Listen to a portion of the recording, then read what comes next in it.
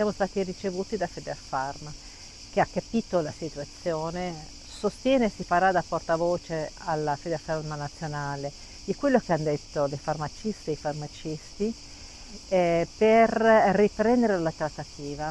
Penso che siano inaccettabili per le professionalità che hanno i farmacisti del settore un aumento spalmato in 3 anni di 120 euro. Un aumento elemosina, dicono, e questa è la proposta che ha fatto traboccare il vaso della pazienza dei farmacisti italiani e anche in Veneto. Centinaia i camici veneti in rappresentanza dei 6.000 regionali dei farmacisti dipendenti in rivolta a Mestre davanti alla sede di Federfarma, per protestare contro un rinnovo contrattuale che dopo quasi un anno dalla scadenza propone un aumento giudicato dai lavoratori, una presa in giro. Che ci dia dignità, perché quello che abbiamo adesso non ci dà dignità con tutti i servizi che offriamo alle comunità, chi fa l'Holt, chi fa l'elettrocardiogramma, chi dà appunto anche consigli, noi supportiamo la popolazione. La mobilitazione per rivendicare dignità e adeguamento salariale reale, ma non basta.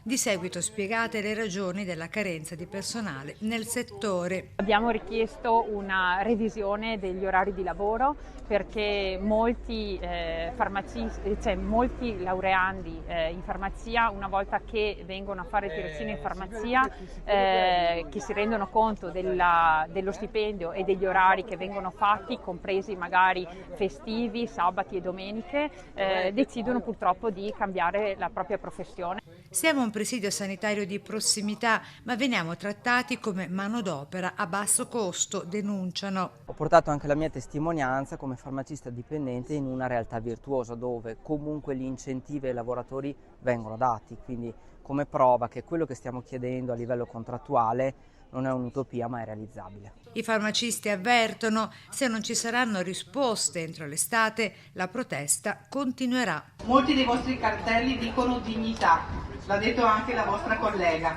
ed è proprio questo.